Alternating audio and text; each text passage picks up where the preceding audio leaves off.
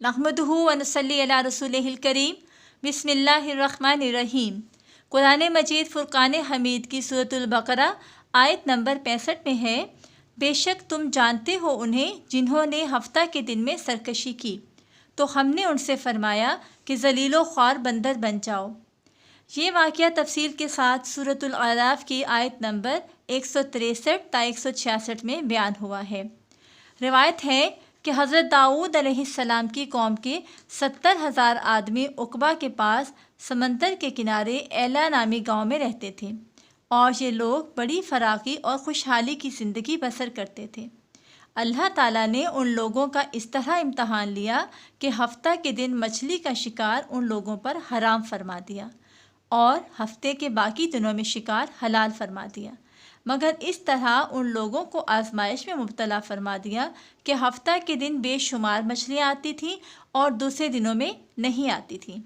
تو شیطان نے ان لوگوں کو یہ ہیلا بتا دیا کہ سمندر سے کچھ نالیاں نکال کر خشکی میں چند حوض بنا لو، اور جب ہفتہ کے دن ان نالیوں کے ذریعے مچھلیاں حوض میں آ جائیں تو نالیوں کا منہ بند کر دو، اور اس دن شکار نہ کرو، بلکہ دوسرے دن آسانی کے ساتھ ان مچھلیوں کو پکڑ لو۔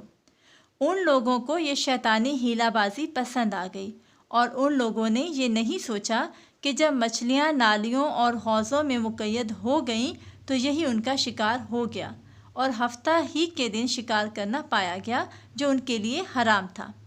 اس موقع پر ان یہودیوں کے 3 گروہ ہو گئے۔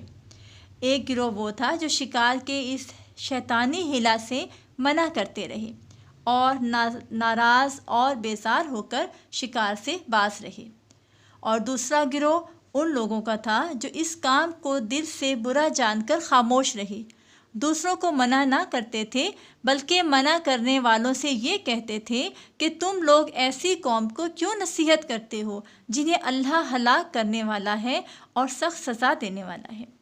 اور تیسرا گروہ وہ سرکش اور نافرمان لوگ تھے جنہوں نے حکم خداوندی کی اعلانیہ مخالفت کی اور شیطان کی ہیلا بازی کو مان کر ہفتہ کے دن شکار کر لیا، اور ان مچھلیوں کو خود بھی کھایا اور بیچا بھی۔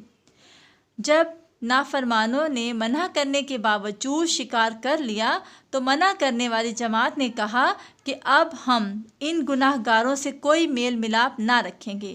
چنانچہ ان لوگوں نے گاؤں کو تقسیم کر کے درمیان میں ایک دیوار بنا لی اور آمد و رفت کا ایک الگ دروازہ بھی بنا لیا۔ حضرت داؤد علیہ السلام نے غضبناک ہو کر شکار کرنے والوں پر لعنت فرما دی۔ اس کا اثر یہ ہوا کہ ایک دن خطا کاروں میں سے کوئی باہر نہیں نکلا، تو انہیں دیکھنے کے لیے کچھ لوگ دیوار پر چڑھ گئے تو کیا دیکھا کہ وہ سب بندروں کی صورت میں مسخ ہو گئے ہیں۔ اب لوگ ان مجرموں کا دروازہ کھول کر اندر داخل ہوئے تو وہ بندر اپنے رشتہ داروں کو پہچانتے تھے اور ان کے پاس آ کر ان کے کپڑوں کو سونکھتے تھے اور زار و زار روتے تھے، مگر لوگ ان بندر بن جانے والوں کو نہیں پہچانتے تھے۔ ان بندر بن جانے والوں کی تعداد 12,000 تھی۔ یہ سب 3 دن تک زندہ رہے اور اس دوران کچھ بھی کھا پی نہ سکے، بلکہ یوں ہی بھوکے پیاسے سب کے سب ہلاک ہو گئے۔ شکار سے منع کرنے والا گروہ اور جو دوسرا گروہ جو دل سے برا جان کر خاموش رہے، ان سب کو اللہ تعالیٰ نے سلامت رکھا اور ہلاکت سے بچا لیا۔ اگر ہم غور کریں تو واضح ہوتا ہے کہ اللہ تعالیٰ نے ہم سب مسلمانوں کے لیے سورہ جمعہ میں ایک حکم فرمایا ہے۔ اے ایمان والو، جب جمعہ کے دن نماز کے لیے اذان دی جائے تو خرید و فروخت ترک کر دو اور اللہ کے ذکر کی طرف دوڑو۔ یعنی ہم سب نہ کچھ خریدیں اور نہ فروخت کریں، اور جب نماز ہو جائے تو پھر سے خرید و فروخت شروع کر دیں۔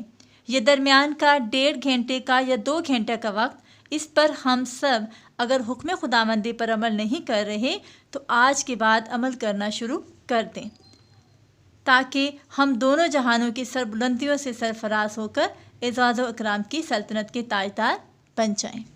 آمین۔